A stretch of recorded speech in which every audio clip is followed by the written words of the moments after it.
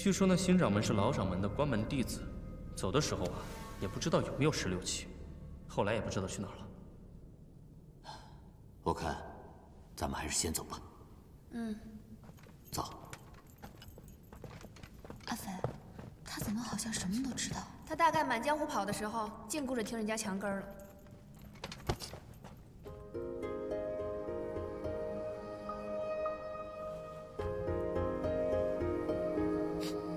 撞到鼻子了。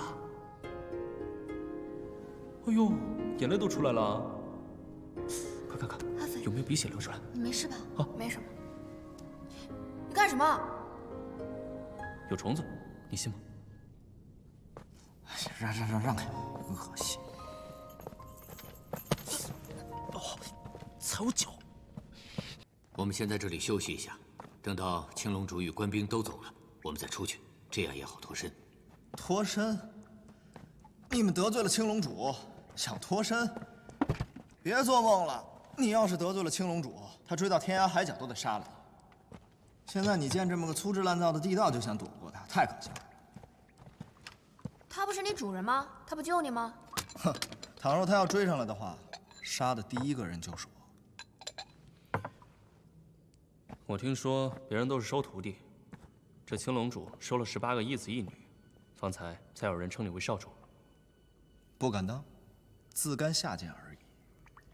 你们没有听说过有人管自己的狗叫做儿子吗？每次我们见他的时候，都要匍匐在地上跟他说话。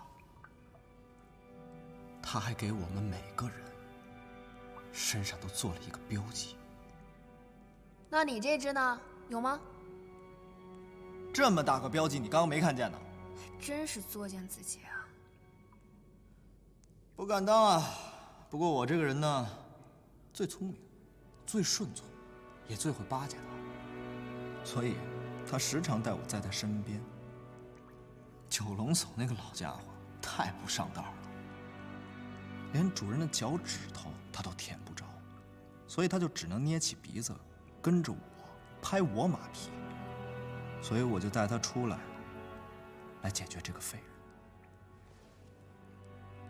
按说呢，他老人家也费不了多大的功夫，不过没想到，北刀就是北刀啊，身边人才济济，哼，厉害。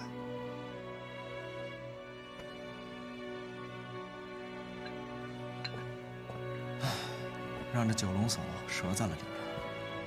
平时如果我狗仗人势犯点什么事的话，挨一顿鞭子也就算了。可是现在，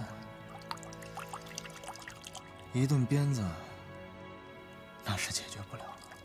哦，回去要挨打了。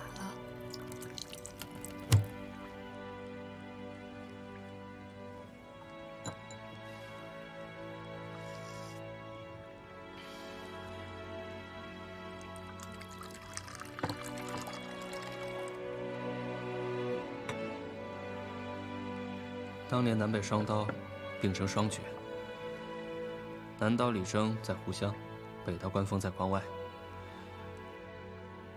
李老寨主交友极广，后来扛起了48寨的大旗之后，更是举世闻名。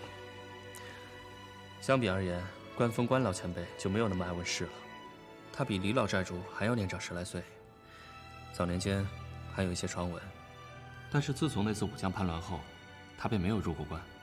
逐渐就成了个传说。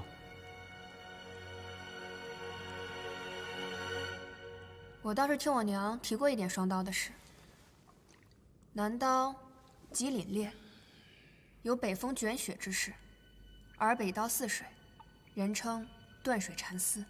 原来北刀这么厉害。他不仅刀法厉害，卑鄙无耻起来更厉害。我年少时道法出城，拜别恩师，执意要入关。师父也曾劝过我，但是我却认为是师父胆子小。老了，我不听。师父竟劝不住我。临别之时，他耳提面命，令我凡事三思而后行。他说：“徒儿啊，你手中之刀，就譬如农人手中的锄头，长房手里的算盘。锄头与算盘都是做事用的，不是做人用的，千万不可本末倒置。刀怎么能跟锄头算盘一样呢？那个时候我也不明白，自然便不听。我心想，刀乃利器，这刀法中若有魂灵，那么断水禅师就是我一手一脚一魂一魄，怎可被比作锄头算盘之类的蠢物？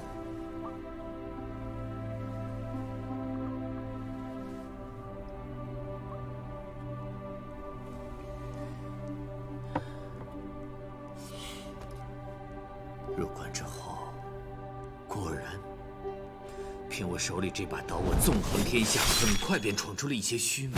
我好不得已，我有心想，就在此开宗立派，让北刀重现人间。半年之内，我连下7封战帖，打败1干高手，直到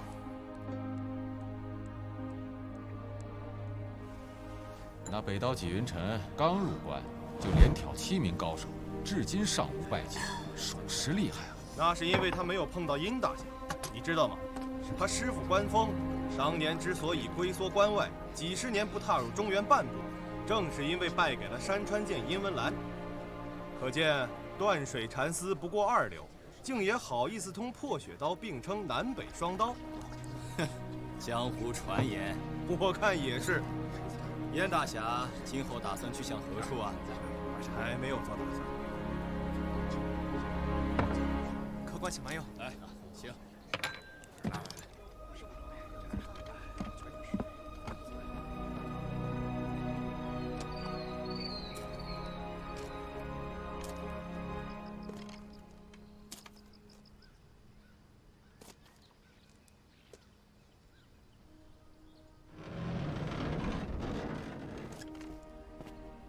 少侠，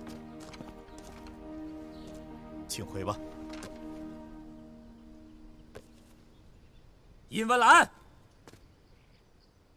你不敢应战是吧？好，我就在你府门前等你3天。你若依然闭门不出，我就公告天下，你山川剑不及我北刀。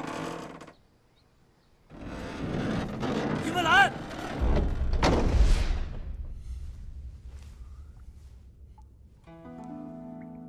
我娘跟我差不多年纪的时候，就敢闯入地煞山庄，和段九娘以2人之力抵抗3大地煞高手。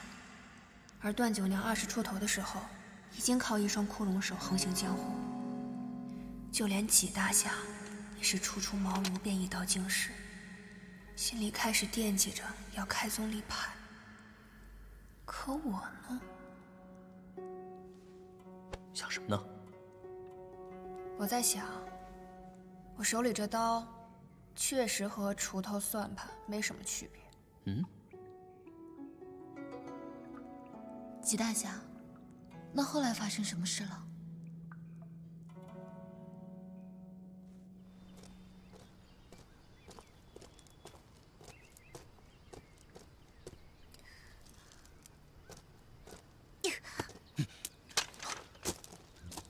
你在这儿干啥？哪儿来的野小子？走开！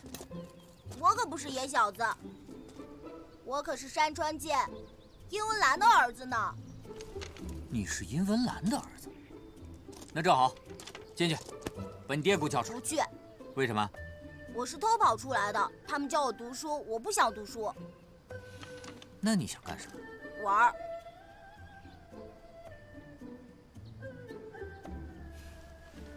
那叔叔就带你去玩，等你玩够了，叔叔再把你带回来，好不好？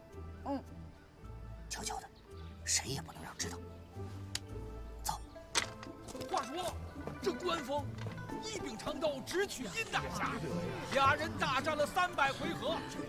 列位，这300回合那是什么概念啊？是打得天昏地暗，地动山摇，日月无光啊！嘿嘿，那是只见刀光，不见人影啊！毕竟是我殷大侠，那是武功盖世，那是举世无双啊！一把山川剑，打得北刀丢盔弃甲，满地找牙呀！嘿，叔叔，北刀是谁啊？竟然被我爹打得满地找牙，我真想见见我父亲的手下败将。另外，关风这厮，哪怕是一听到我这殷大侠的威名，干嘛？那就下来。干嘛呀？我还要听书呢。躲在被窝里。若不是听那些叔叔卖唱的伶人编的段子，我也不会一时冲动。一时冲动，所以你就扣下了他的孩子，逼着他前来应战。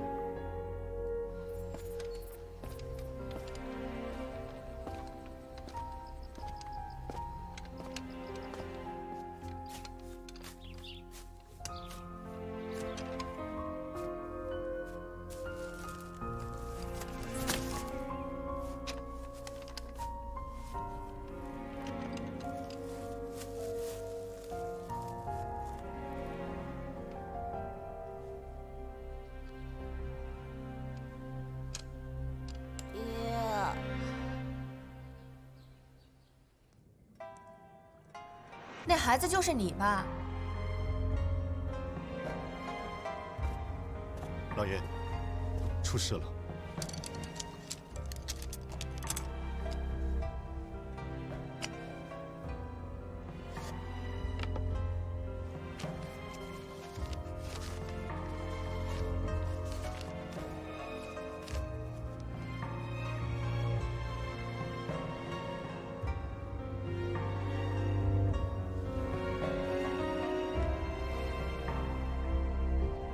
去把剑给我拿来。是。我爹，就算是带伤应战，也能打得你屁滚尿流。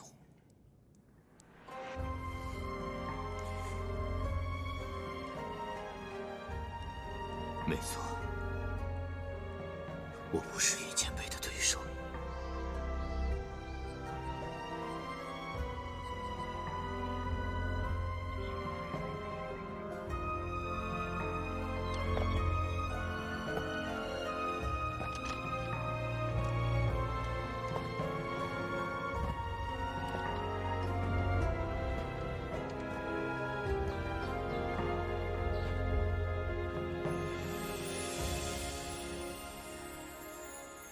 纪少侠，你为逼我应战，竟不惜出此下策，绑架我儿。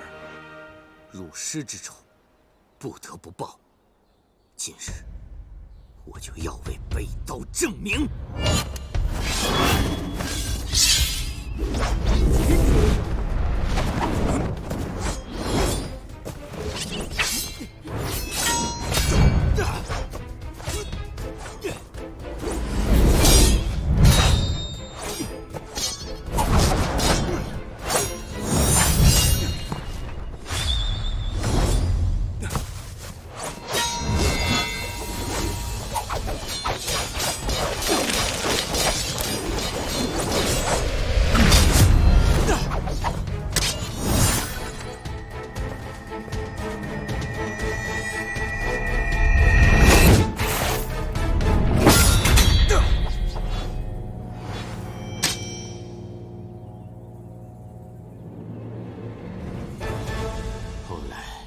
我才知道，在我无端挑衅之前，殷前辈刚刚打发过地煞，他身上本就带着伤，又在我的逼迫之下，无奈带伤前来。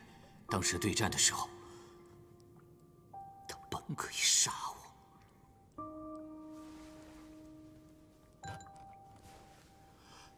今日是输是赢，我北刀都认。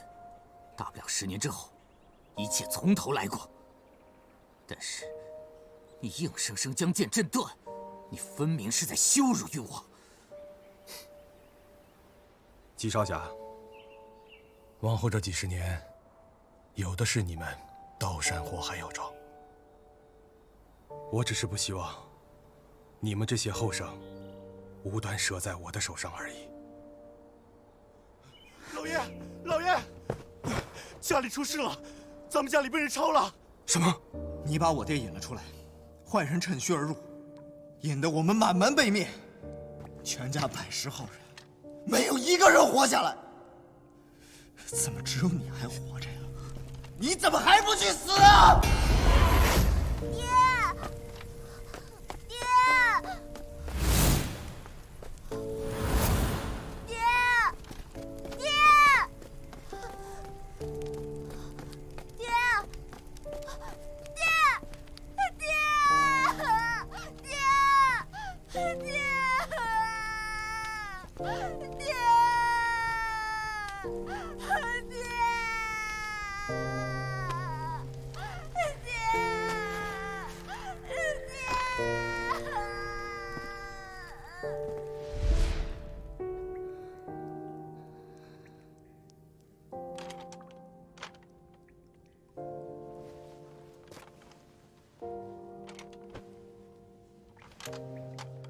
所以你送小英佩回去的时候，殷家已经被灭门了。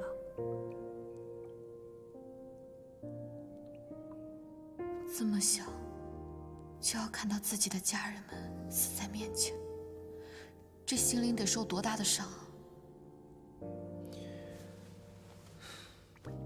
齐前辈，言语好似飞沫，有忠言如良药的，也有见血封喉、勾魂乱魄。出的人口入了你耳，一旦你往心里去了，便是在无形中被人摆布了。人心险恶，譬如九幽深谷，别人心机千重，算你一片赤诚。你当时年纪又轻，一时冲动上了当，本不必太自责。你懂什么？你懂满门被灭是什么样的滋味吗？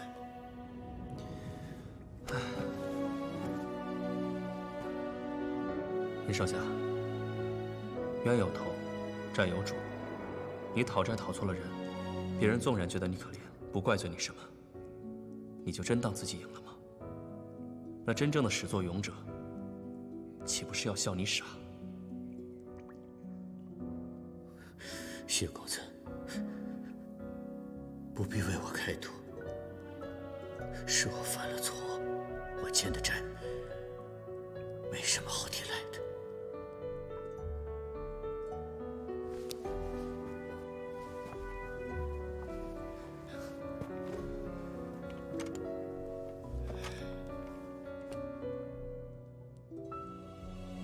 养我的人，就是间接害死我全家的人。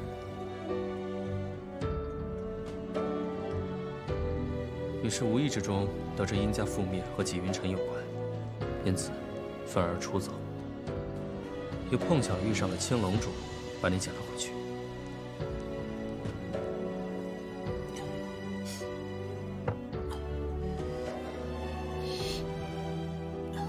诸位，时间差不多了，我送你们出去吧。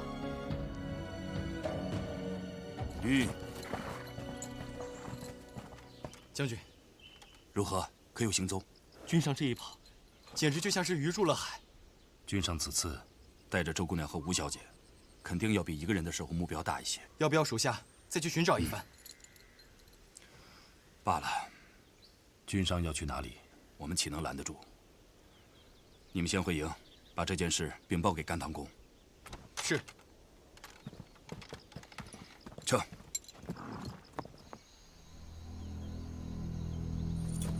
丁主任，那文将军似乎已经出了城，往南去了。很好。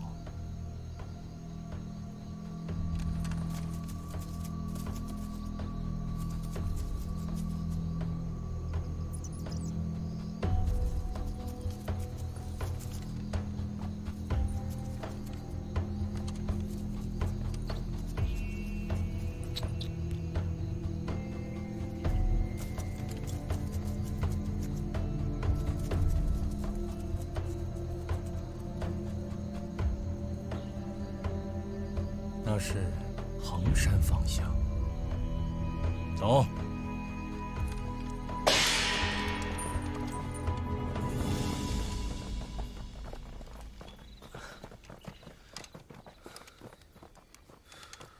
出来了，多谢纪大侠带路。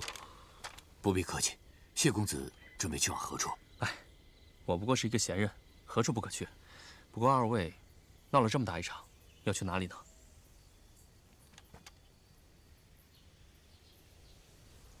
你们要是有意，都可以跟我回48寨。你这是在邀请我吗？是啊，你去不去？倒是那小白脸有点问题，带着麻烦，弄死也不成。难不成就地放生吗？我呸！哎，你仗着你是南刀的后人，你就这么大言不惭啊？要是没你外祖父，你连狗屁都不是。你们南刀北刀加起来，是我山川剑的对手吗？哎，少说两句。来啊，让我看看你嘴里的山川剑。行啊，来啊，来啊！阿飞，别跟他一般见识。你放心吧，他呀，怕是连山川剑的一招半式也使不出来。我呢，虽然不如我娘和外祖父，但至少我不会卖祖求荣，给别人当狗。臭丫头，你要是再这么猖狂，信不信我撕烂了你？青龙主来了。你不说那文将军靠谱吗？怎么那帮敲锣打鼓的这么快就追来了？嗨，他打一半发现人没了，肯定就没心思跟这些邪门歪道打了，自然就匆匆离去了。你踩我干什么？关我什么事儿啊？看那样子就来气。当务之急，赶紧跟我走吧。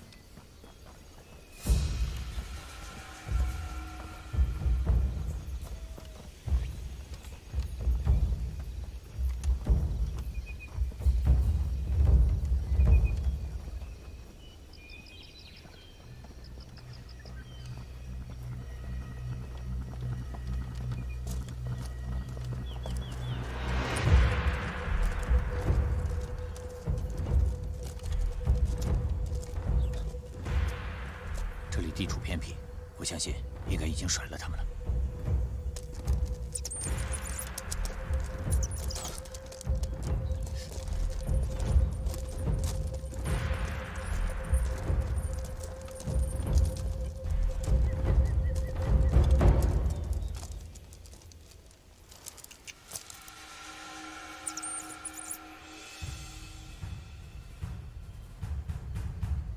项圈都没摘得高，别人是抱不走的。什么意思？我们每日服食一种丹药，身上有味儿，人是闻不到的，只有他手里那只寻香鼠才能闻得出来。就算我跑到天涯海角，他都能找得到。你有话不早说，非得这时候才说。既然你不及时说，那你就闭嘴吧。把我们家的狗还给我，本座赏你们一个全尸。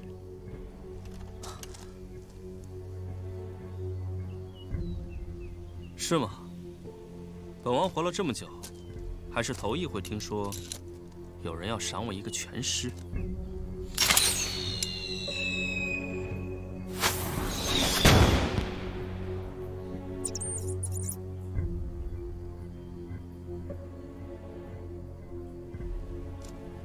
本王刚开始还有点不信，不过看秦龙主这不打自招的阵仗，看来那件事儿是真的。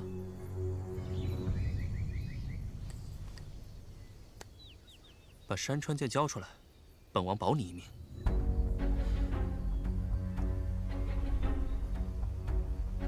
你说你一个青龙主座下的狗，死也变死了，丢也变丢了。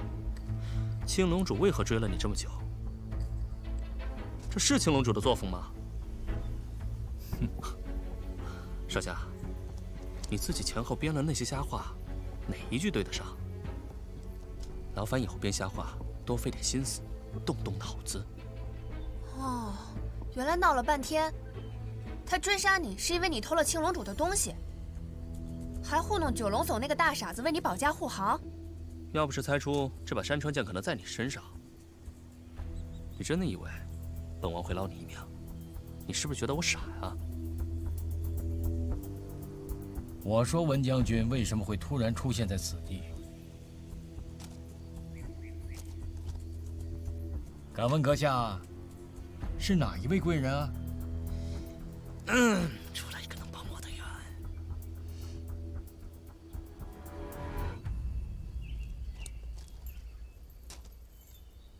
我家君上乃是皇室血脉，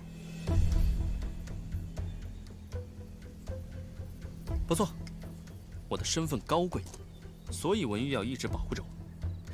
但是我又不喜欢别人跟着，所以他们为了我的安危，就给了我把少剑。这少剑一放，不管我在哪儿，他们都会来保护我。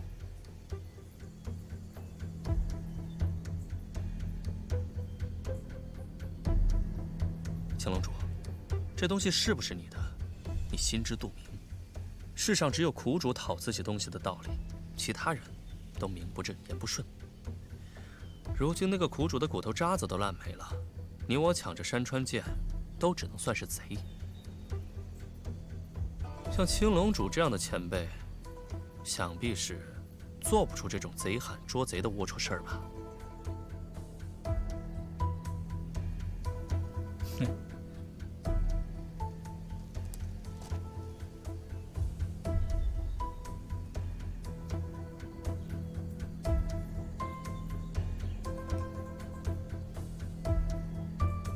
走吧，多亏有西皇子在。瞧他那得意样。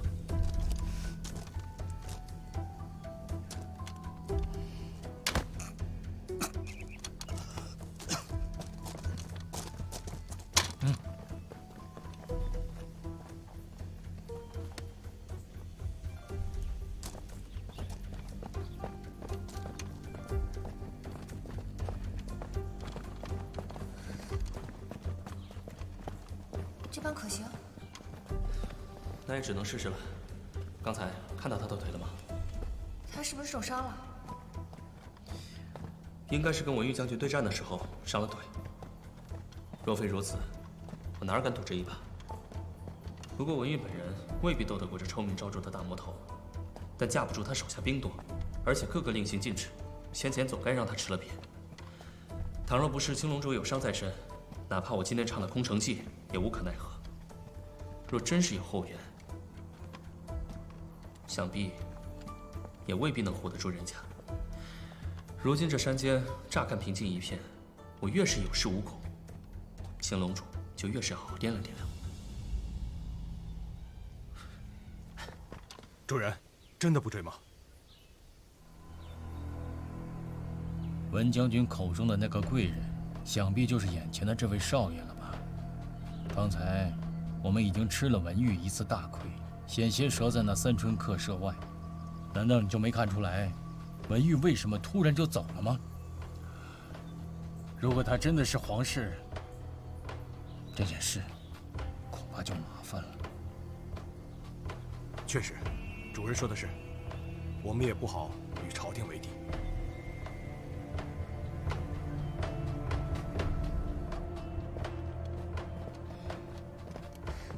这秋龙主会跟来吗？你猜？现在这么严肃，你还能开玩笑？我的谎话应该撑不了太久，我们还是先找地方躲起来吧。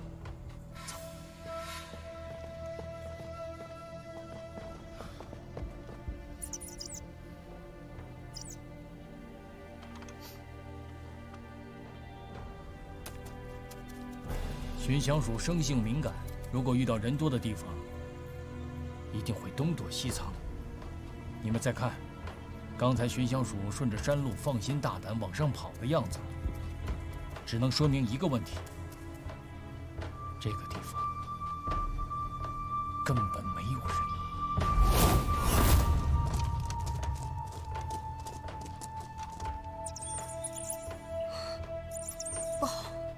露馅了，快跑！走。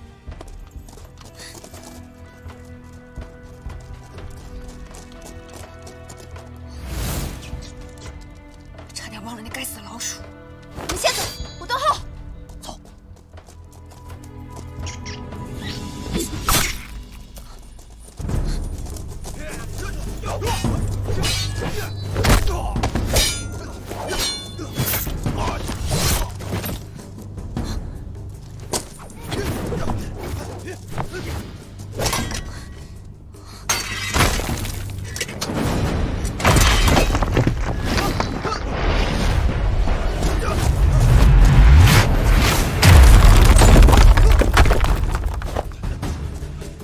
给我追！是。阿斐呢？朱姑娘留下来断后了。他断什么后啊？这分明是断我的后嘛！徐大侠，这样，你先带吴小姐走，我去找阿斐。好，稍后跟你们会合。若是半个时辰后还没有见到我们的话，我带他们俩先进入衡山密道，然后我再送吴小姐去48寨。好，多谢。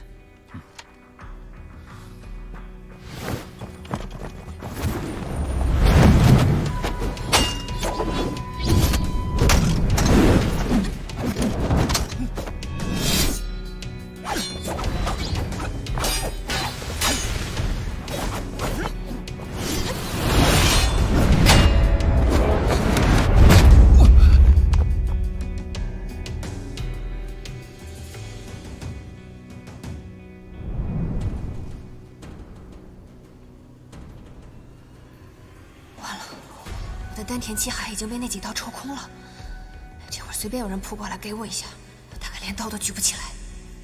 罢了，只能学谢云那厮唬唬人了。四象山是吧？我看你这水平，还不如穆小乔呢。你们到底是什么人？你猜？ 我猜你这个臭丫头是想找死！哼！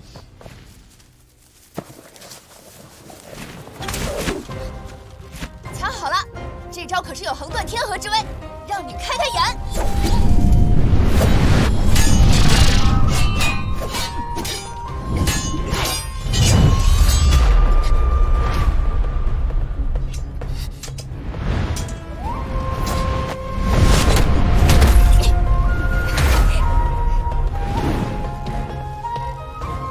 给我追！李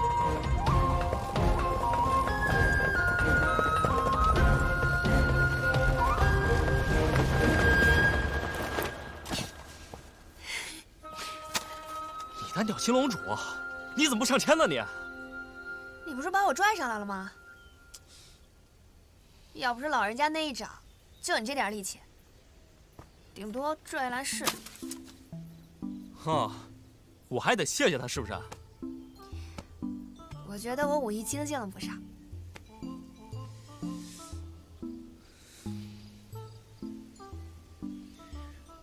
笑什么笑啊？这货全身透着古怪，我却依然能无端的信任他，是不是占了脸的便宜？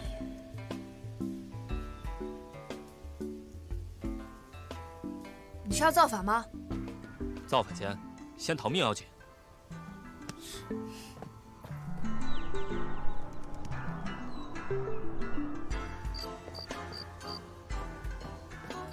你找什么呢？密道应该就在这附近了，非常隐蔽，挺难找的。阿飞，阿飞，这边。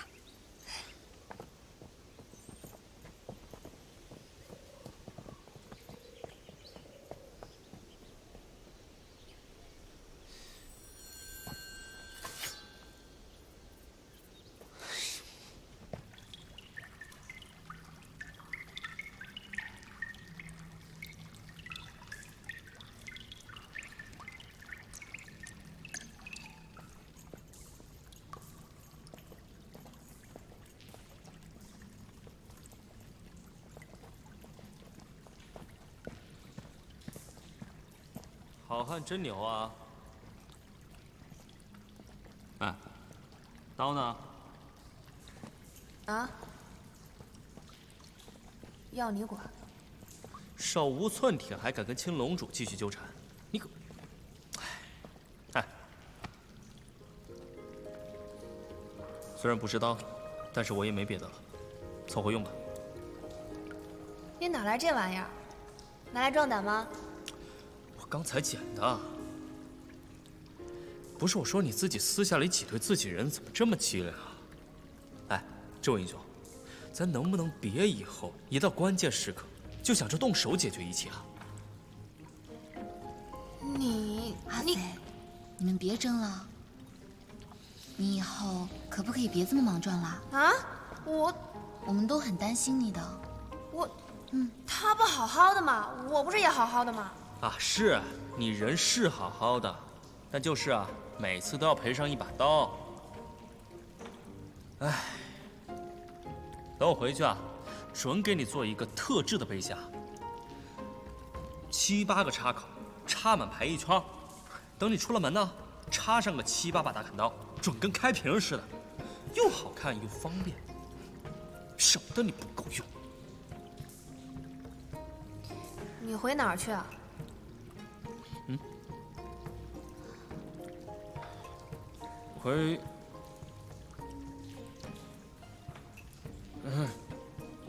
跟你回48寨呗。走了啦，阿飞，快点走啦。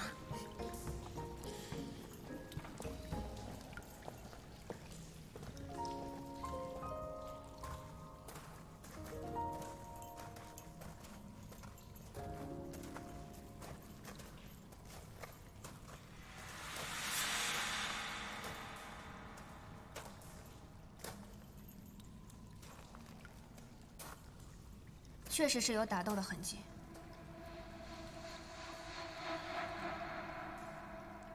我看青龙主啊，多半伤得不轻，我们可以先在里面避一避，他也不会逗留太久。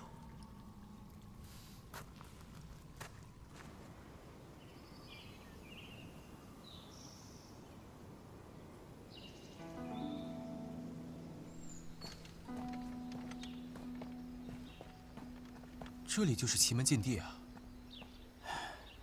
去找些清水来。做什么用？哪有那么多为什么？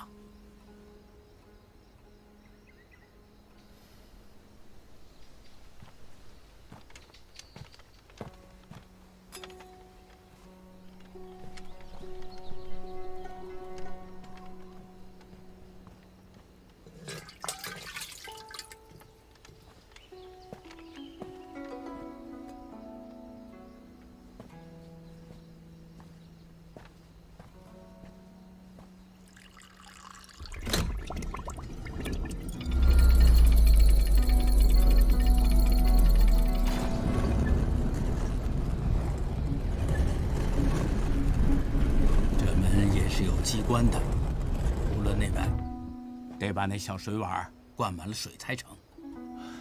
这么厉害？来，跟我来。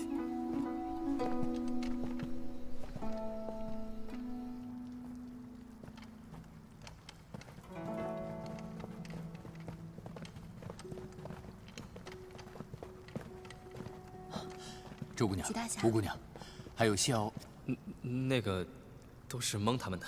叫我小谢就好。哦，那请问谢公子，刚才你与青龙主所说的山川剑是怎么回事？这8成是他瞎编的。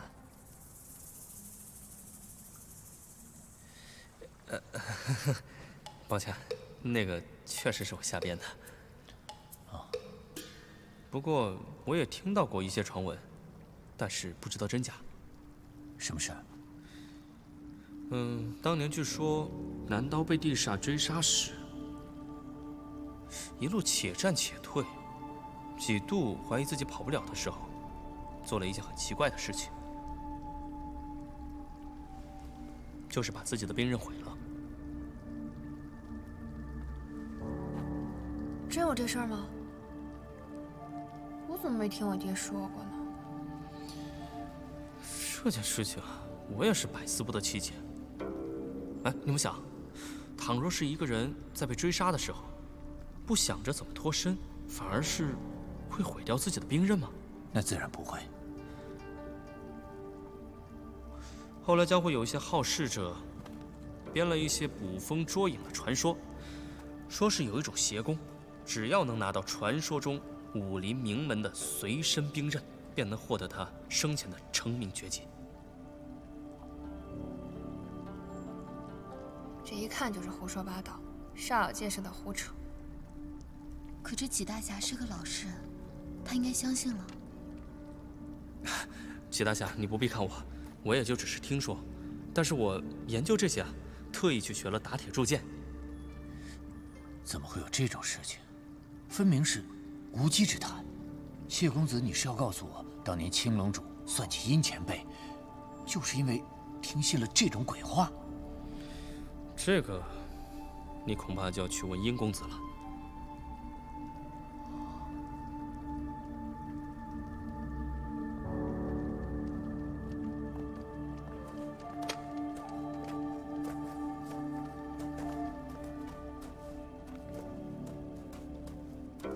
殷少侠，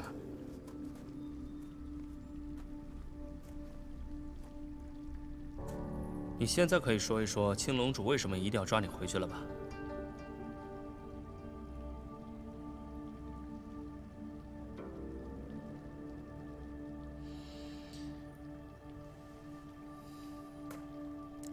你多年前得知殷家庄覆灭的真相之后，一怒之下与你的养父反目，这个我倒信。但是我不信你在青龙主座下忍辱负重这么多年，竟然会大老远跑过来杀一个已经废了武功的人。所以他表面上气势汹汹地带着九龙叟来找麻烦，实际上是想借刀杀九龙叟。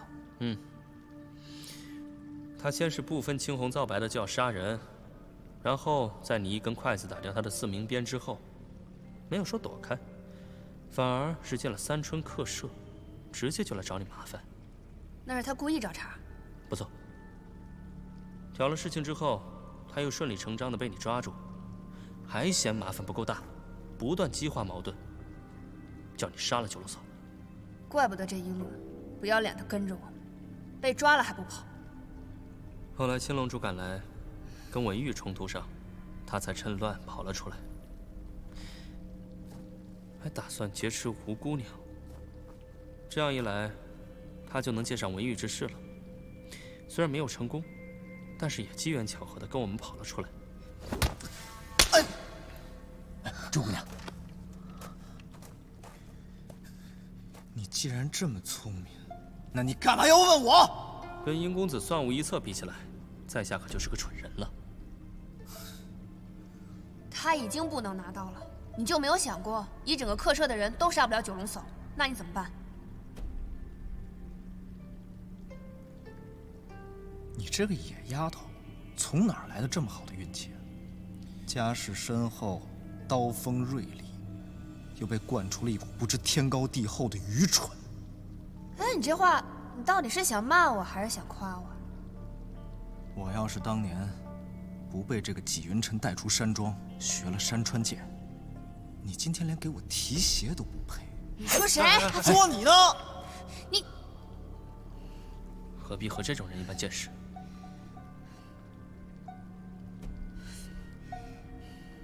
是也不会怎么样，大不了就是纪云辰跟一个客舍的倒霉蛋儿都死在九龙叟手里罢了，又关我们什么事？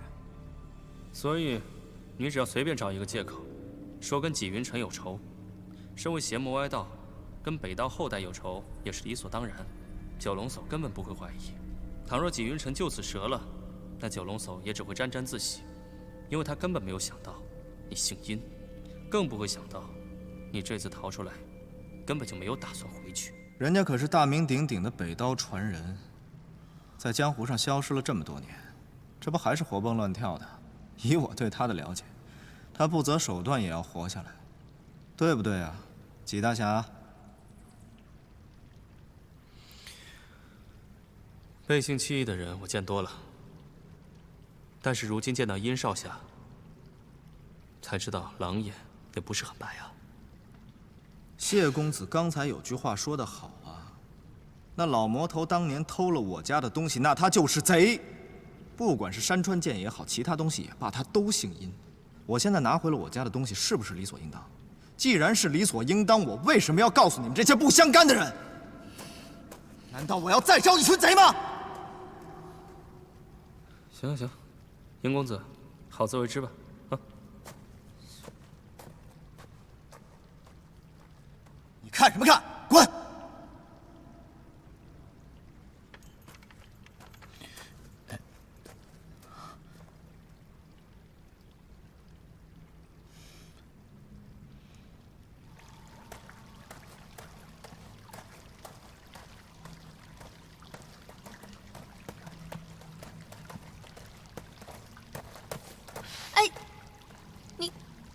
你怎么又出来了？我在里面待得太烦了，总不能一辈子都在这儿吧？你又想提刀就上，跟青龙主正面对峙？那我还是有自知之明的。那就好。行了，那我先出去探查一下。哎，我陪你一起去。我轻功好，跑得快，你呢？武功好，再去打一架。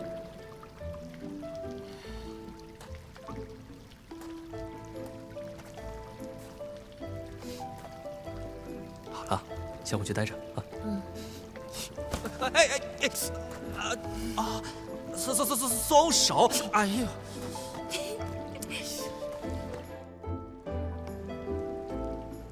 楚楚。嗯。哎，谢公子没跟你一起回来吗？啊，他去探查情况了，咱们也不能在这儿坐以待毙吧？嗯，他轻功那么好，一个人应该没问题。这家伙。就是个废物。哎，不过说来也奇怪啊，一个人的轻功若是高到一定境界，硬功或许不算擅长，但也不至于完全不会。确实，我没看他用过什么招式。一个人倘若没有跟人动武的经验，对对手怎样出手没有一定预判。如果只是光靠着四处流窜、逃跑躲闪，哪怕跑得像风一样快，也不可能像他这样游刃有余。可是我确实只是见过他跑啊。那是为什么？不知道，不去问他，他也不会说。谢公子，他真的挺神秘的。哼，是啊，还满嘴没一句实话。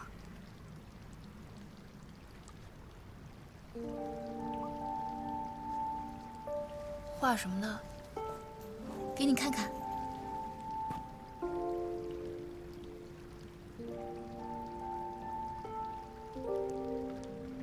这是段九娘的库容手。嗯，你看出来啦？我还怕我画的不像呢。你画这个做什么？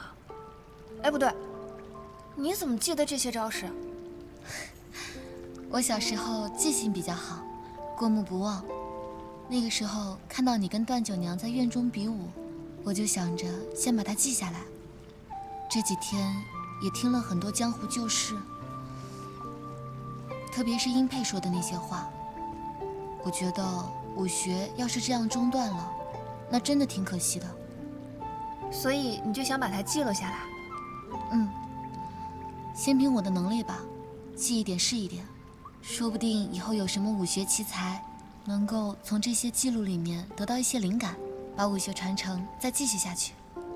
嗯，做成典籍，确实可以流芳百世，为后人所学。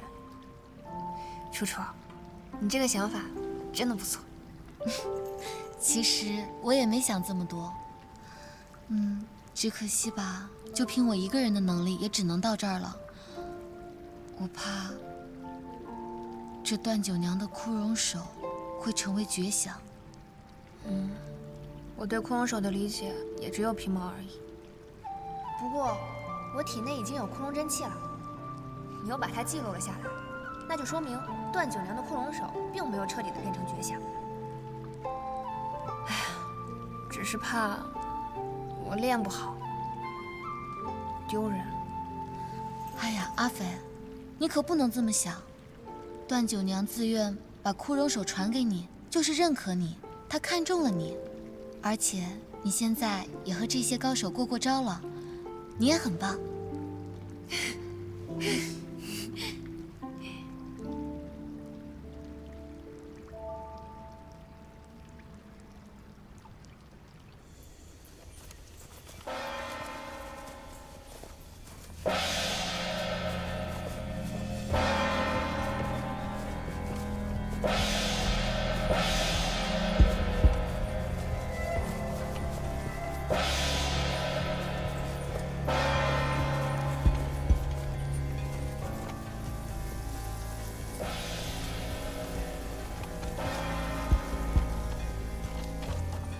人呢？主人，整座山都搜遍了，没有发现他们的踪迹。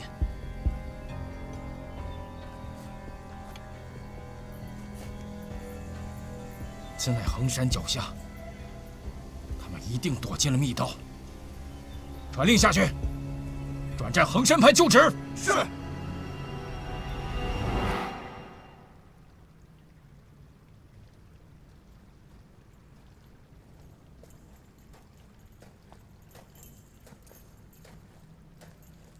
少侠，你应该饿了吧？要不要吃个果子？你干嘛对我这么好啊？我觉得你这一路也没怎么吃东西，体力会不支。你放心吧，这个没有毒的。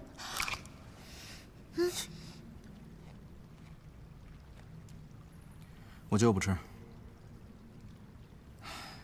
反正都快要死了，吃不吃有什么关系呢？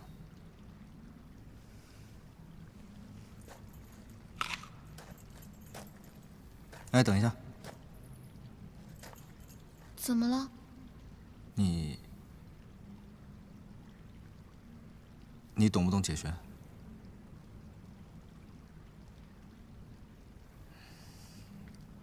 走吧。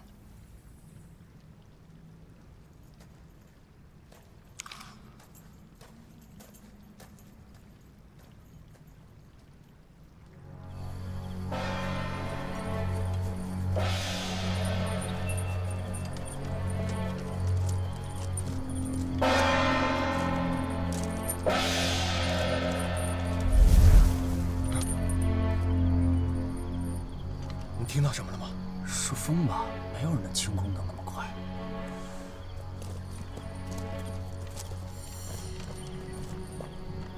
主人，还是没有找到。这都找了1天了，还没有找到，要你们何用？阿肥，查探怎么样了？这个密道四通八达，有很多机关，而且有很多分岔口。我们人在地下，本来就容易分不清东南西北，再加上我们没有地图，很容易就被困在这里。这怎么办呀？我不想一直在这洞里待着。没办法了，现在也只能先在这里避一避了。希望他们能快点离开这儿。周姑娘，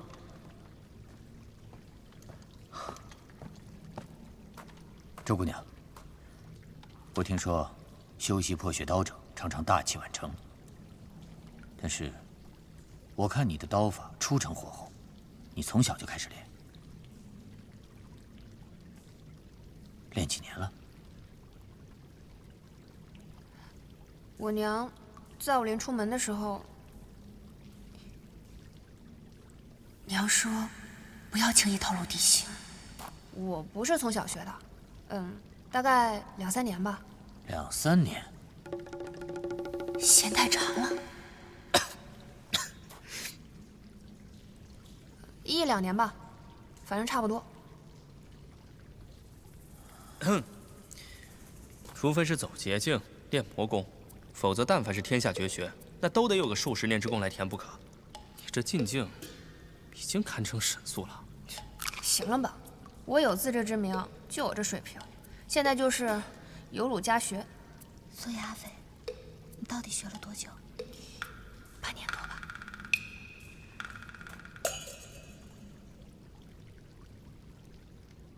我体内还有窟窿真气，感觉正在渗透到每一世的破血道中。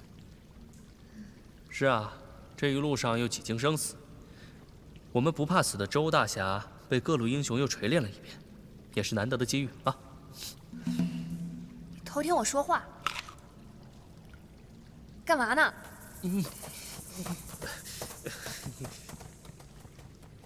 后生可畏。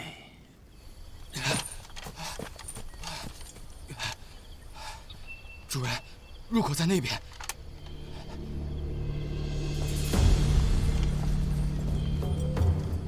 我看你们这下往哪儿跑？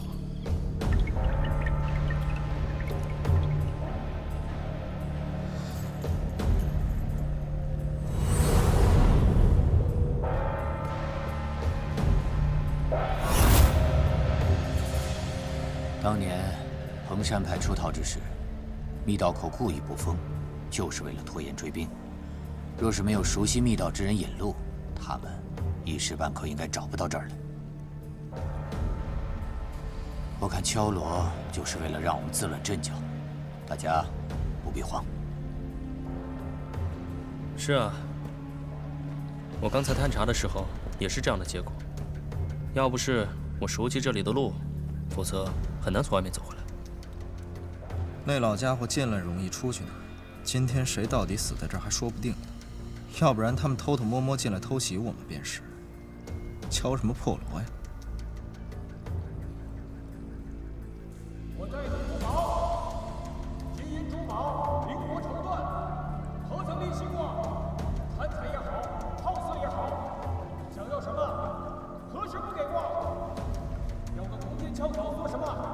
山川剑都碎成八段了，不值钱的。你现在乖乖的还回来，我绝不追究，好不好？看来青龙主是抓不到你，誓不罢休了。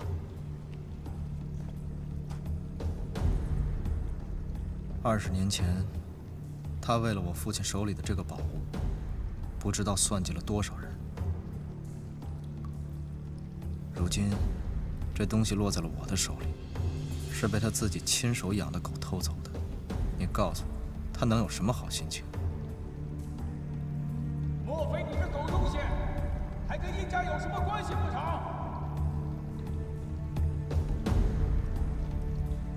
那就更不用躲了。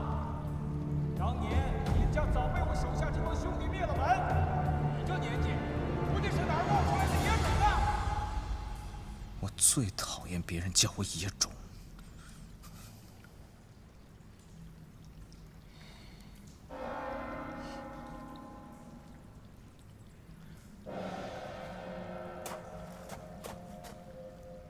不妙，我好像听人说，青龙主手下有一批敲锣人，他们都是瞎子，能在黑灯瞎火中靠3更锣的回音判断前面有什么。要是这样的话，那些胡同还有机关，他们根本就不用自己去探，就能及时退回来。恐怕这密道困不了他们多久了。纪大侠，要是这样的话，他们多久能找到我们？这倒不好估量。倘若真如你所说，恐怕很快就会找来了。哎，你干什么去啊？我先出去探一探，万一外面暂时安全的话，我们先撤出去比较好。你放心，48寨我都探得，衡山密道也不在话下。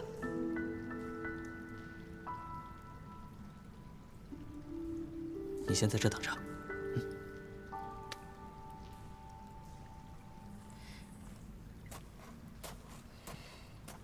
怎么老往外跑啊？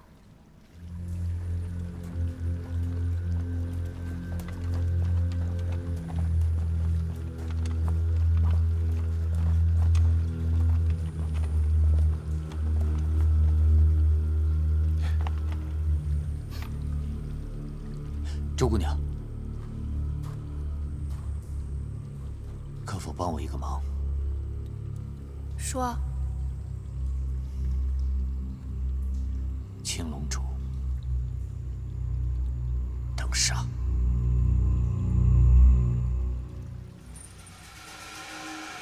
来者何人？躲躲闪闪的，算什么好汉？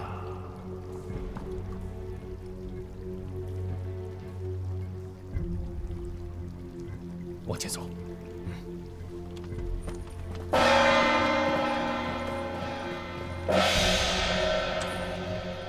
像你这样的女孩，若是换成别人来教，肯定会让你选择尖刺、长鞭这等省力机巧的兵刃，要不然，也会让你习得一手出神入化的暗器功夫，只要轻功过得去，也足以保命。真不知道你的长辈是怎么想的，竟然让你用刀，还偏偏传了破血刀给你。是，已经不止一个人说我筋骨不够粗壮，练刀事倍功半了。所以呢？那有没有人问过你，以你这样的出身和模样，即便是骄纵无能，也足以顺遂地过完这一生，让你不必在刀尖上舔血，四处颠沛流离。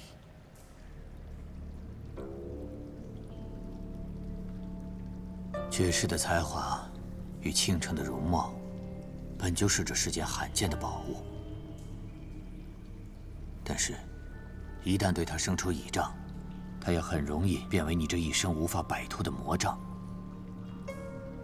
我当年就是太过恃才傲物，太把自己当回事，才会犯下那样的错。哪儿这么多废话？到底想说什么？好，那你记好，将来谁同你说这样的话，都是在害你，你连一个字也不要信。我接下来说的话，你可要听好了。前辈请讲。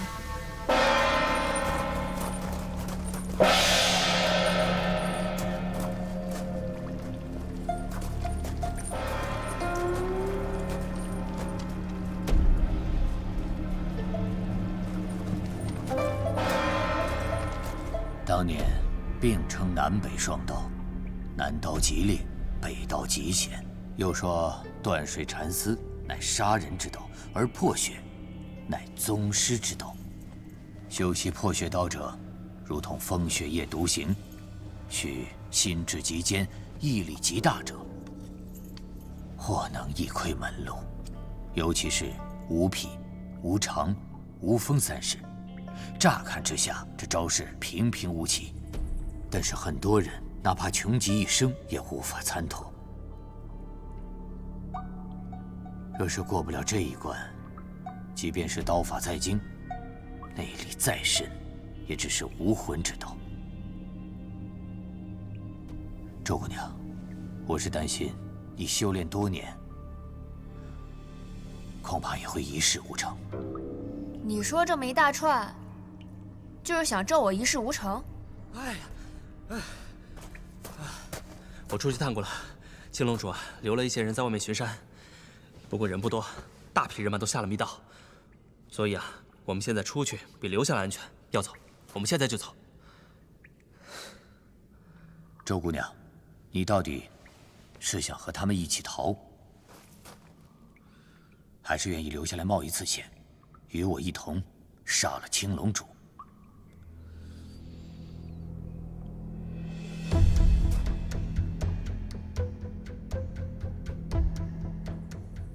若是你愿意留下来，与我杀了青龙主，我可以将断水缠丝传给你。你只需要帮我拖住青龙主，剩下的我自有办法解决。不行！你让一个小姑娘替你升抗思想山的4位主人之一，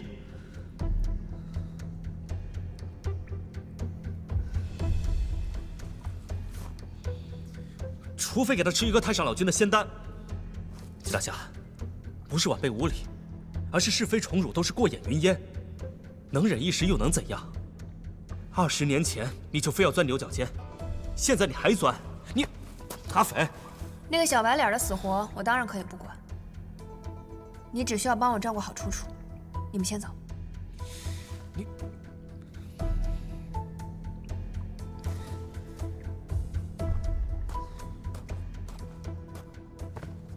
既然你说你自有办法，我可以留下来帮你。不过我的话你也听好了，我留下来是为了对付那只大老鼠。至于别的，你不必教，我也不会学，更不会转投其他门派。南北双刀并行，我看在我外祖的份上，本不该对你不敬。但如今见识了你这样的前辈，少不得也要说一句：断水禅师算什么东西了？是啊，断水禅师，他不算什么东西。但不管如何，谢过姑娘了。我们先去把洞堵上吧。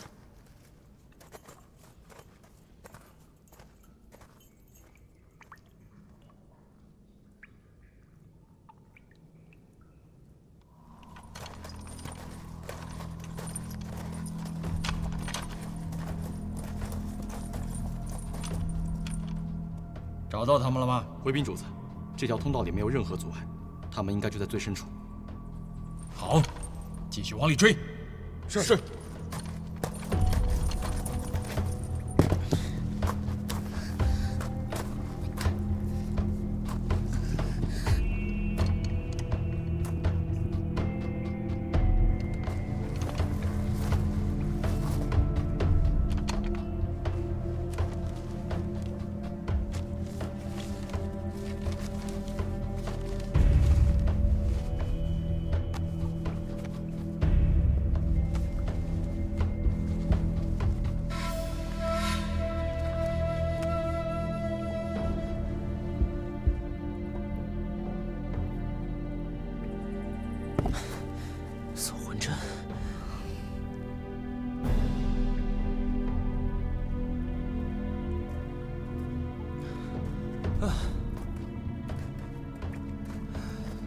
你刚刚说什么针？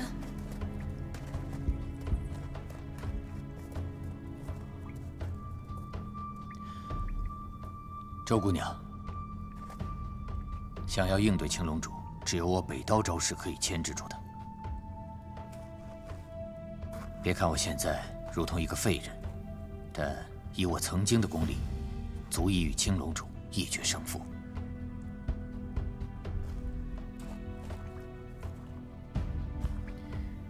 我要用这搜魂针逼出我以前的功力，但这搜魂针一旦下阵，我需要闭目养神一时半刻的功夫才能起效，还要劳驾周姑娘帮我牵制住青龙主，待到我回光返照的那一刻。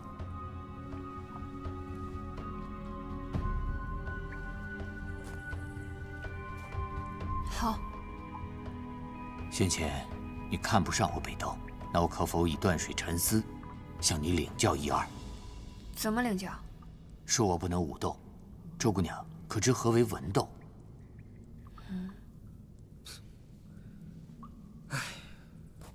武斗是交手，文斗是过招。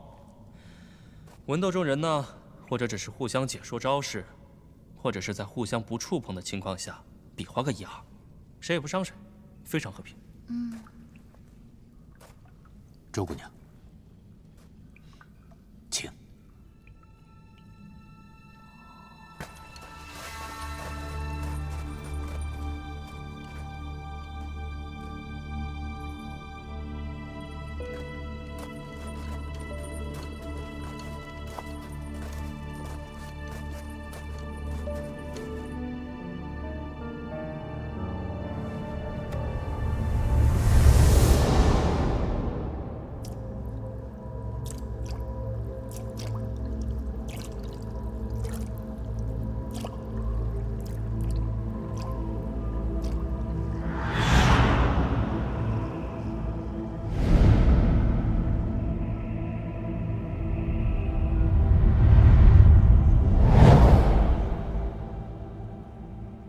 周姑娘，请你用南刀招式出3招，我以北刀来应对。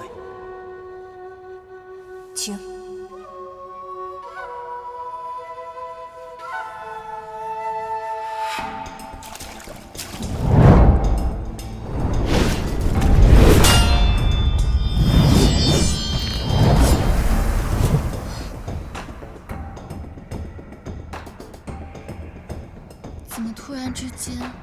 阿斐的状态就变了。因为在阿斐的眼里，他刚才已经被断水禅寺一刀两断了一次。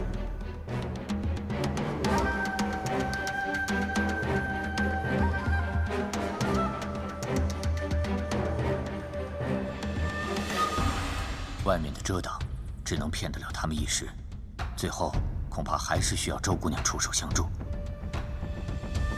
此地空间狭窄，他们人数再多，也难以一拥而上，这是我们的优势。这青龙主最擅长以强欺弱，他一看你是个小姑娘，必然会亲自动手，他的内力远在你之上。你所能倚仗的就是绝代刀术，接下来我就让你看一看这绝世的杀术。在这1宿时间内，若你能在此刀下走上20招，青龙主一时半刻奈何你不得。再来。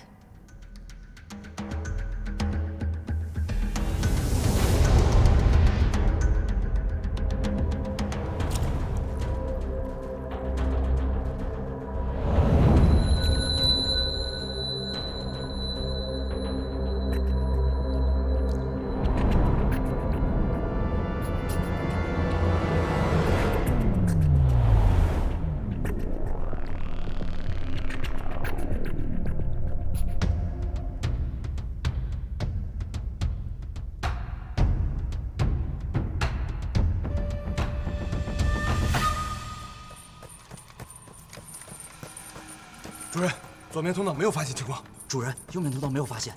主人，我们也没有发现。难不成他们会在山洞里面消失了吗？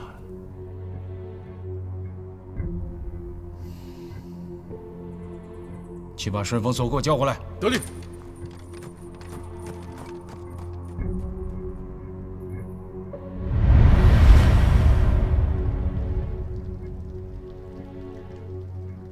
为什么不出招？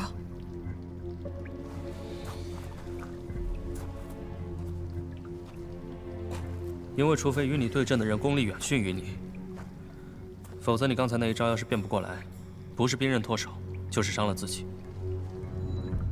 连你都看出来了？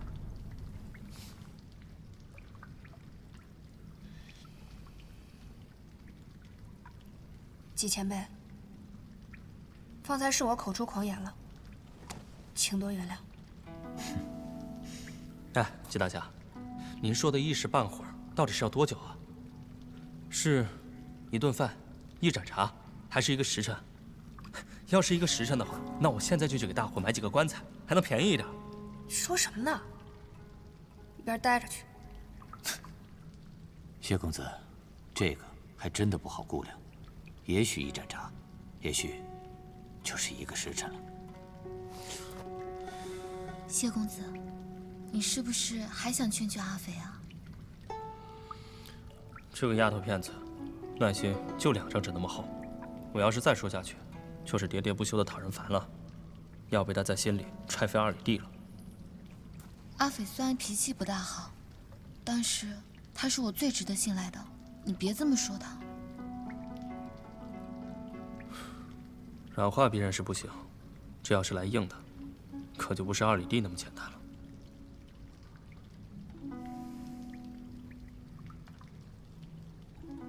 哎，阿斐，阿斐，阿斐，啊，我还要带吴小姐走呢，万万不能待在这里。她现在不听我说，你来跟她说。阿斐，我跟着你，你留下来我就留下来。吴小姐，穆小乔什么样？你可是亲眼见过的。嗯，我见过啊，而且这个青龙主应该也不会太差。怎么了？此人为4象山主人之一，就说明他除了武功以外，还有很多你想都想不到的手段。他一旦顺着这个密道过来，根本不是我们这些人能对付得了的。落到青龙主手里是一个什么样的下场？我不吓唬你，你自己想。楚楚，你跟谢大哥先走，这里交给我跟纪大侠就行了。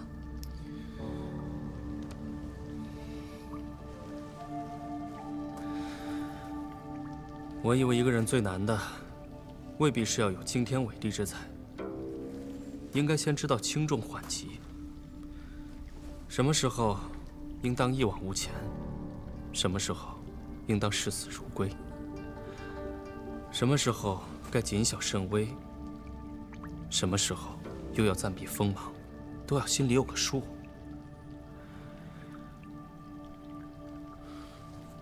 该勇时优柔，该退时发疯。也不知道是哪家君子，不合时宜的道理。姓谢的，你是在指桑骂槐吗？我只希望我指的人能够明白我的一片苦心。你以为我就不想回家再好好练练刀吗？只是像青龙主那样的霸主，必须早死。谢公子眼光独到，看得出来精通不少兵刃，可有专攻过刀法？惭愧，在下专攻的只有一门，就是如何逃之夭夭。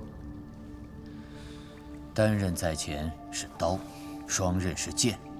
刀乃百兵之胆，因为有刃的一侧永远在前。不错，只要不是自己抹脖子。若是没了这点精气神，什么断水蚕丝，还是破血，都成了凡铁蠢物。我就是前车之鉴。破血刀有劈山撼海、横切天河之势，如今当斩之人近在咫尺，他杀心已起。你若此时劝他退避，想必他这一辈子都会记得此时的无能与怯懦。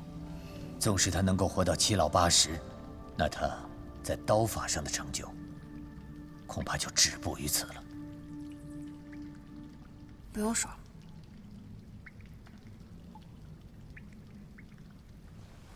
你放心吧，我不会让你死的。我要是真怕死的话，早就离你远远的了。我说错话了？我当你是平生知己，你却当我怕死。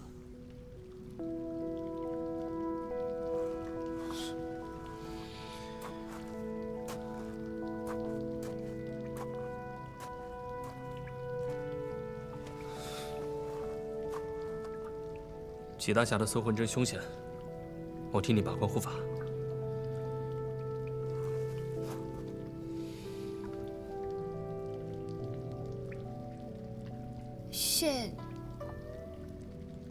谢谢。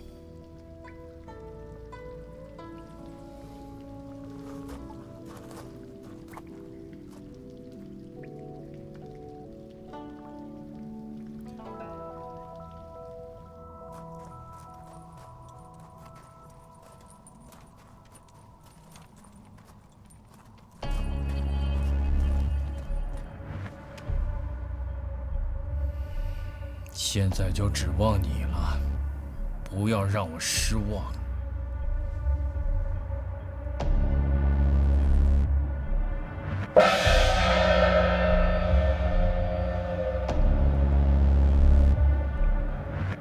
通罗阵，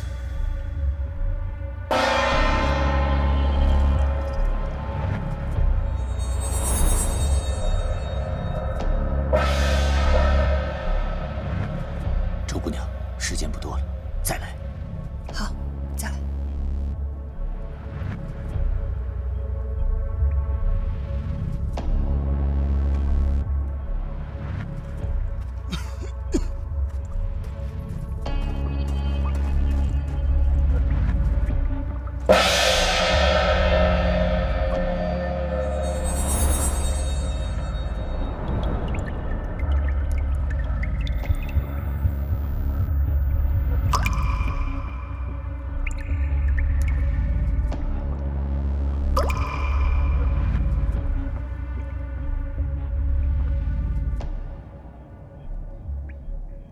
阿斐是不是遇到什么麻烦了？其实，如果纪前辈武功没有废的话，阿斐倒不至于没有还手之力。为什么？他的武功杂而不精，与人交手时又颇有极致，常常能出其不意。尤其是跟那老道士学了浮游阵之后，他这千变万化的风格，更是如虎添翼，即便真的遇上青龙主，也能周旋几拳。可关键就是，他与几前辈并不是真刀真枪的动手。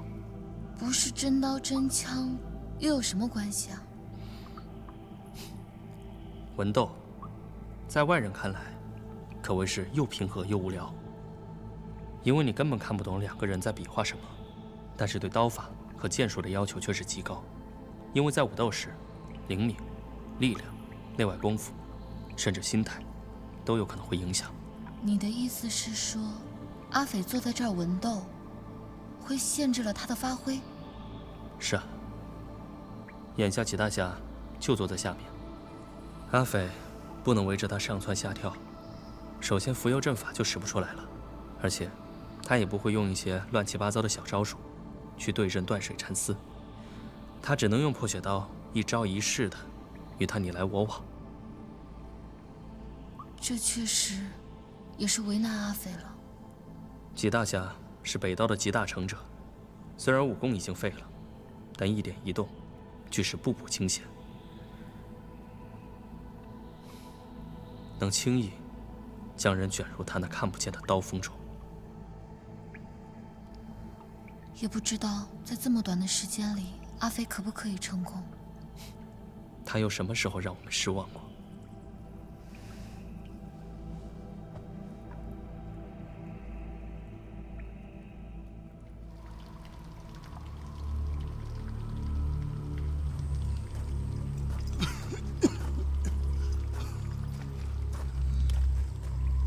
主人，找到了。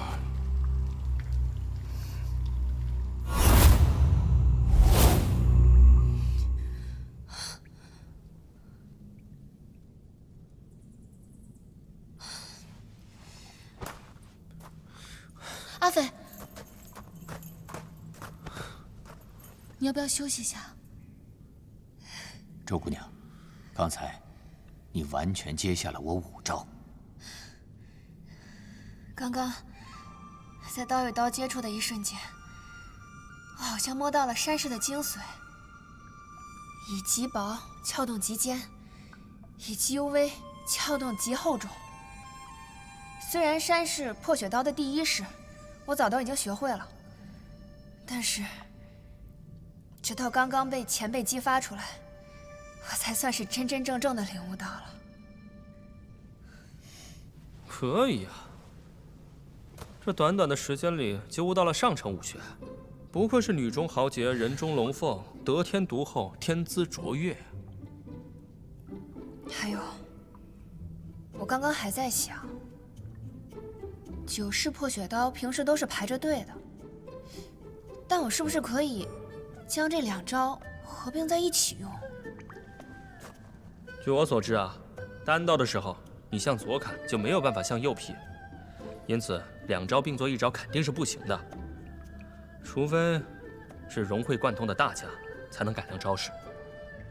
道理是这么个道理，但是我忽然发现，每次我辅以不同刀式的时候，我体内的枯荣真气仿佛都是在提点我刀中之意。李老寨主的刀意落在无锋，李大当家的刀意落在无匹。姑娘，那你的刀意呢？刀法是死的，人是活的。北刀似水，刀断不了水，那我又何苦每次使出蛮力来对抗北刀？被北刀以柔克刚，反而消解了我破血刀的劲道。我要落在无常。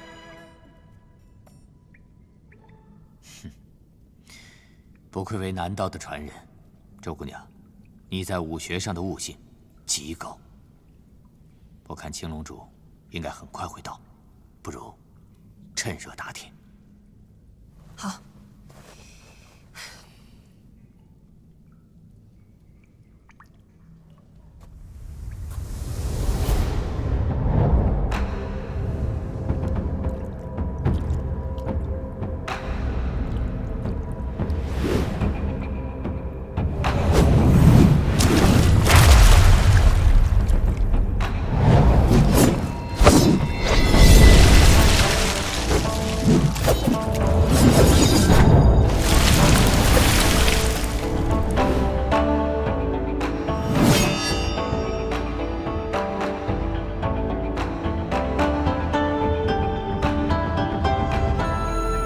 知道别人习武练功是为了什么。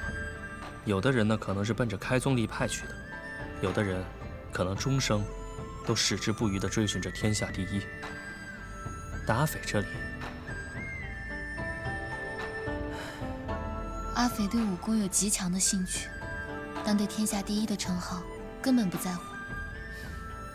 是啊，他争强也好胜，但这争强好胜的心并非十分执着。这说起来，倒有点像五柳先生，没有会意，便欣然忘食。谢公子真的很懂阿斐。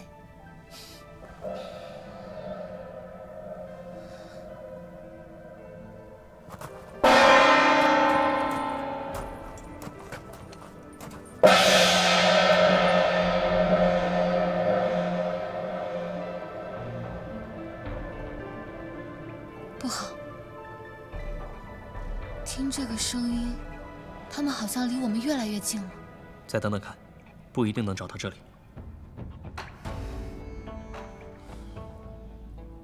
他们两个这时还需要多久啊？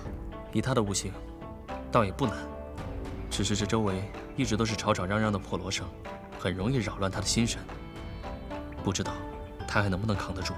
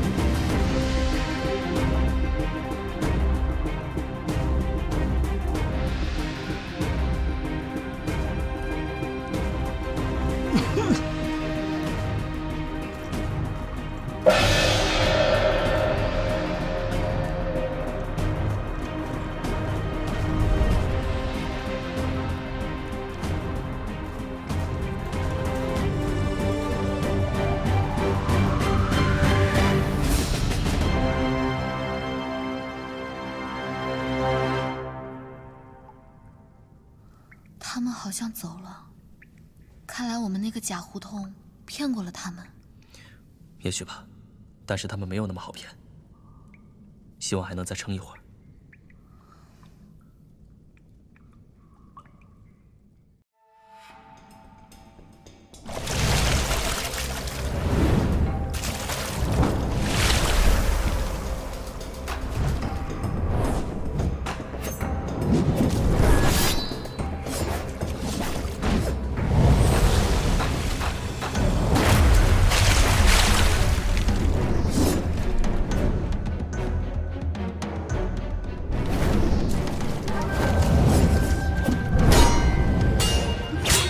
记住，北刀断水缠丝，刀法缠绵回绝，但自有分寸方圆。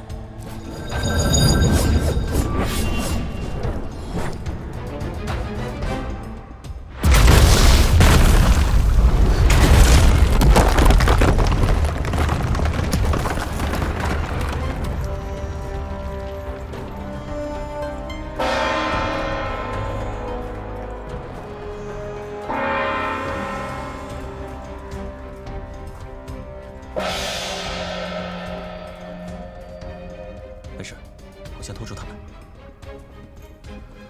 哼，你们太小瞧他们了。青龙教的人耳朵比一般人好使得多，你们这么小声说话，跟在他们面前说话没有什么区别。你们说的话我都听得一清二楚。你小子还活着呢，等会儿把人交给主子，看他怎么收拾你。我们先收拾了这2个人。哎，等等，你们可想好了啊？真要动手？什么想好想不好的？你们可真想好了啊！不要逼我动杀招啊！杀招？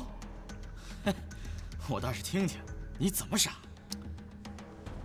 我本来呢是心怀慈悲的，把这个洞口堵上，不想让你们来寻死。结果你们倒是真挺会寻死啊！等我把你舌头扯下来，看看你还敢不敢这么说。切，你们不就会点阵法吗？其实这种阵法啊，非常的不堪一击。这种阵法内含五行生克变化之力，一人击罗，引致敌方进攻，自示弱点，其余4人绵延而上。这5人互为手谕，又与其他组互相交换，因此变化无穷无尽。哼，知道此阵法的人多的是，这算什么？但知道破绽的人可就不多了吧？破绽，你不可能知道。就是站在前卫的金，如果金不稳了，其余4人也就不灵了。臭小子，是你告诉他们的，是你破坏的东西。我凭什么告诉他们呀？我跟他们又不是一起的。再说了，我现在还被他们点着穴动不了呢。殷公子，我们是不是一起的不重要，可如今我们只能是一伙的了。你自己想想，如果我们死了，你跟青龙主待了那么久，你明白他的为人，你觉得他会放过你吗？你还不是死路一条？就算你知道了克铜锣阵的法子，可你的武功够吗？好啊，那就来试试。退下。是。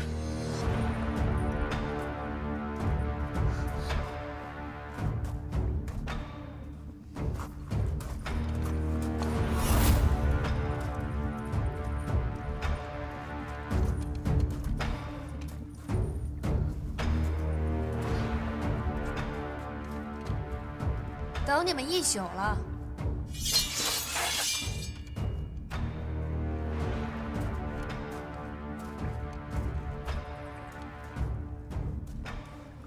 有些胆色，我看你的刀法像狐香一路，实在笨重的很，不适合貌美如花的小娘子。我方才又琢磨了一下，还是觉得杀你很可惜。这样吧，你要愿意跟着我，你以前做过的一切，在我这儿都能一笔勾销。哦，是吗？跟着我吃香的喝辣的，进来出去，都有人周到的伺候着。你喜欢什么就有什么，金玉珊瑚随便带，总比你现在这寒酸的样子强吧？那我杀了你的人，破了你的破罗大阵，这也能一笔勾销吗？跟你这漂亮的小脸蛋儿比，都能一笔勾销。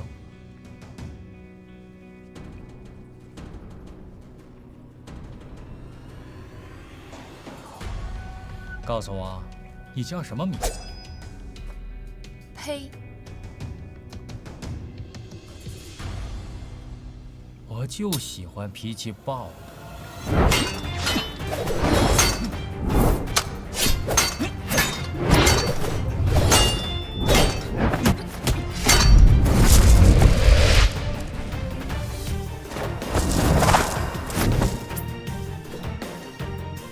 你们这帮人真够可以的，居然派一个小丫头去对付青龙主。你们是不知道这青龙主有多卑鄙，太自不量力。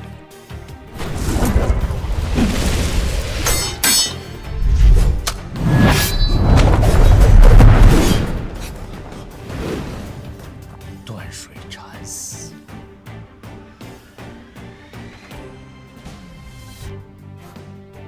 都这个时候了，那个自身难保的老家伙竟然还教了你2招。不过可惜啊，在我这儿现学现卖可不行。对付你这样的废物足够了。臭丫头，方才竟然虚晃了2招。我还记得，第一次与你交手的时候，你不过是个虚张声势、虚晃2招就会逃跑的生手。这没过几个时辰，真让我刮目相看呀！你算什么东西？我又改变主意了。像你这样的人，凭谁见了都要毁掉，绝不能再让你练上10年8年的功夫。哼！你叨叨到现在，就这么一句听着最顺了。杀了你，还用不着我10年8年。猖狂！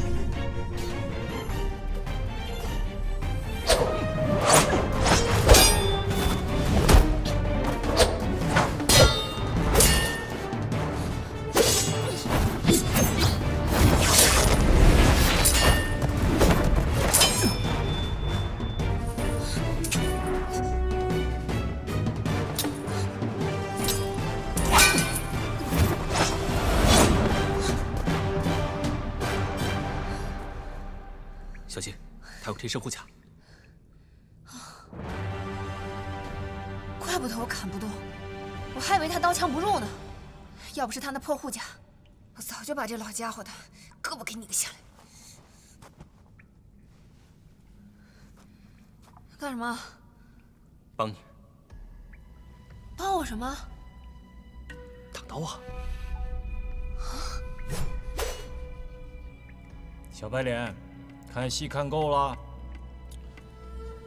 当年蓬莱有一巧匠，据说双手可以点石成金，打造出许多神兵利器。除此之外，还有一件暮云纱。据说此物通体皎洁，不沾烟火，在暗处时，仿佛一片涌动的月光。入手极轻，穿上它便可刀枪不入。据我所知，这件暮云纱乃山川剑殷文兰为其夫人所定做的。阁下穿在身上，不觉得有点紧啊？你到底想说什么？我只是有点好奇，既然殷家的东西都在你手里，你为什么不是第二个山川剑呢？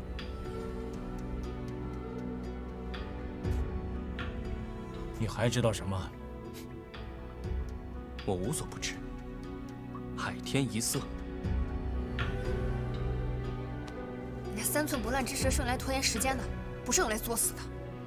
哎，青龙主，有话好好说，不要着急。海天一色这4个字，哪个是你的仇人？改天告诉我一声，在家保证不提了。臭小子！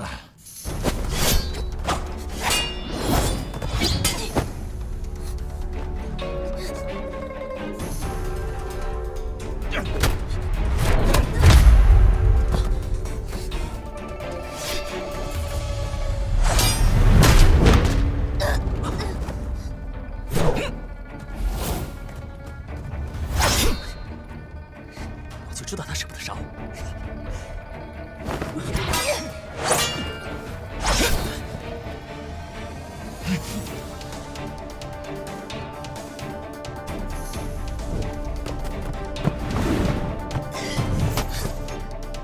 你干嘛？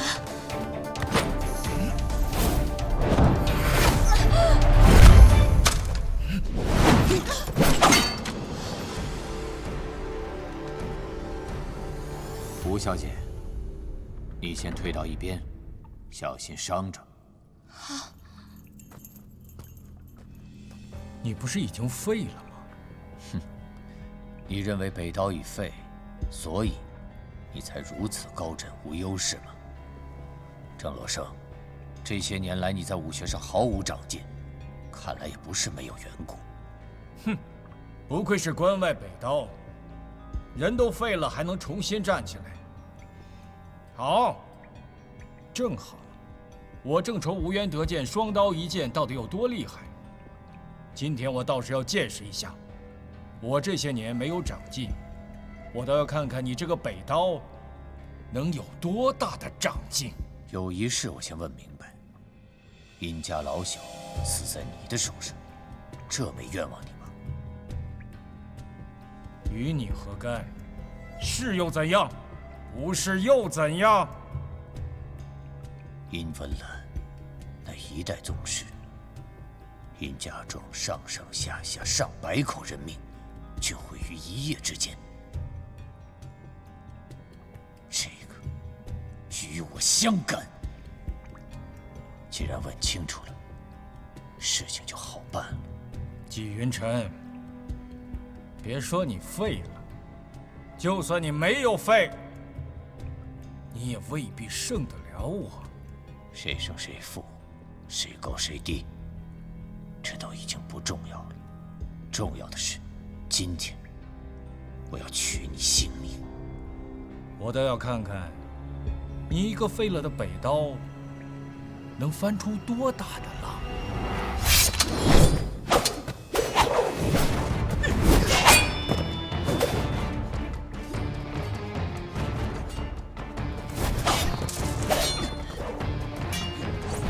殷少侠，如今你最想看到的，想必是青龙主死了。谢公子果然聪明。如今这个局面，胜负难定，不如我们联手。他那个针是……回头再聊。就不告诉你，能不能换一句啊？先给他解决。放心好了，我既然答应结盟，言出必行。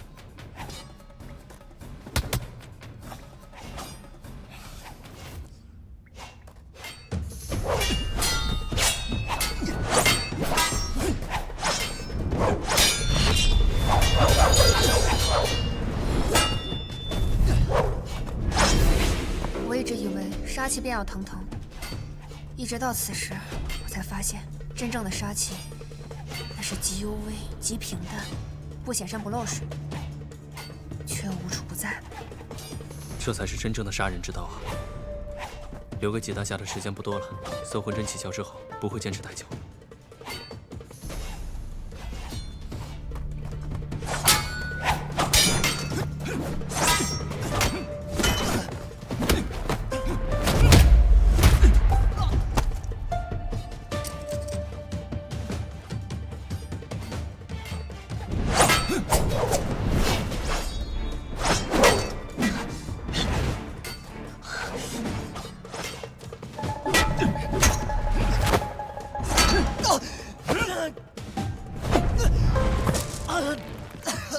我此番打动干哥，就是为了你这个小畜生，你竟然自己送上门来！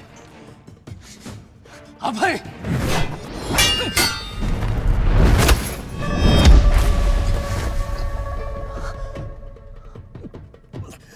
这木月杀真的不适合你。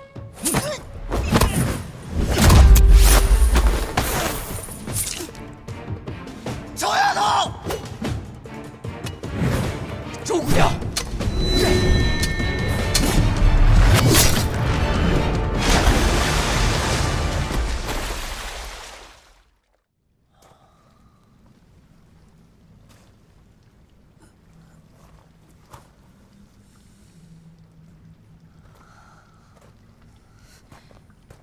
纪前辈，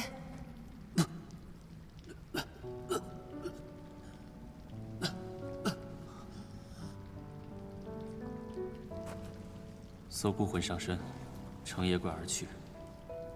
搜魂针，又名大还针，是关外的一种秘法，能叫人一日千里，死灰复燃。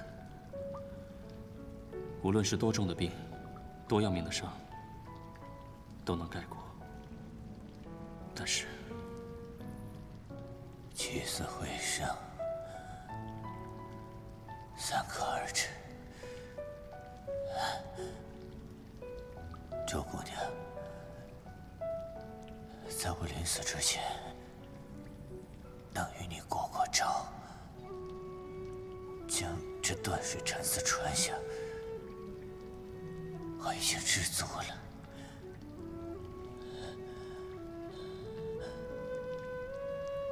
我已经不在意什么南道、北道，我记得殷殷大侠曾经对我说过，往后这几十年，有的是你们刀山火海要闯。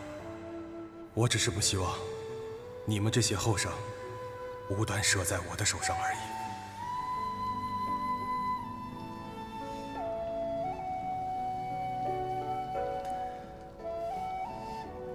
季前辈，阿梅，对不起，我能还的只有这么多了。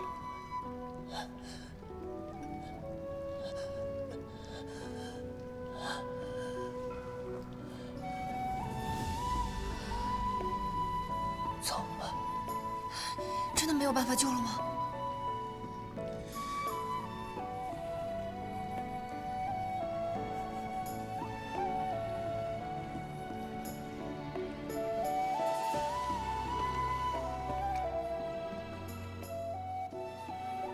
上也，我欲与君相知，成命无绝帅。天地合，乃敢与君绝。哼，这些文人就喜欢舞文弄墨，酸诗酸词，倒不如我挑遍武林高手，开宗立派来得爽快。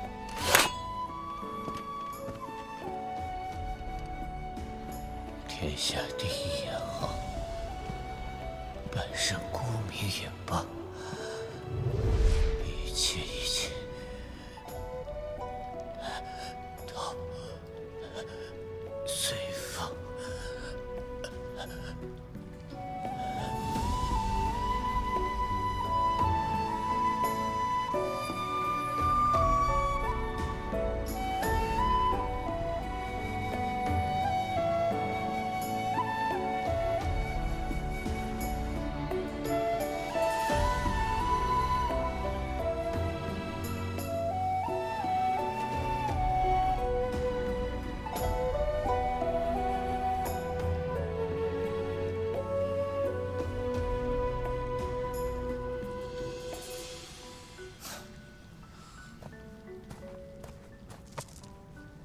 殷少侠，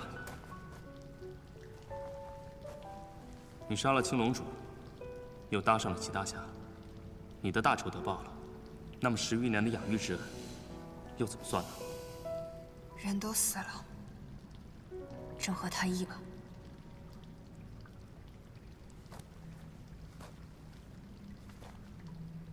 你也在这海天一色吗？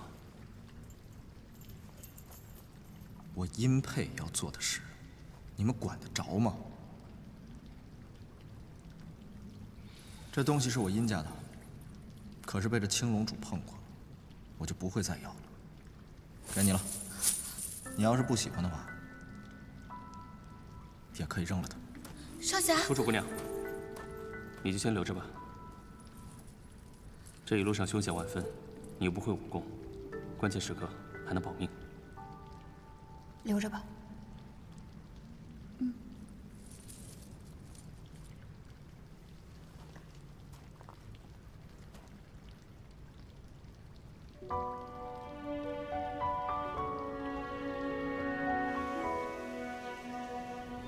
像季前辈这样的绝世高手，却只能隐姓埋名，英雄难寻。前辈初出茅庐，便一刀经世，今有幸得见断水禅师死而复生，我周飞铭记于心。前辈说，刀是做事用的，不是做人用的。在此，我也向您许诺，断水禅师不断，我周飞必不负手中之刀。忆锦时，潇洒出风尘；惜如今，一匹黄土尽掩志。纪大侠用尽一生去弥补这个错误，无论如何，至此也是一笔勾销了。前辈的担当，晚辈着实佩服。希望来世，前辈还可以尽显风采，一展抱负。纪大侠，我们都知道，你最放不下的就是殷沛。希望他能够早日理解您的良苦用心，回到正道上，不负殷家的侠义之名。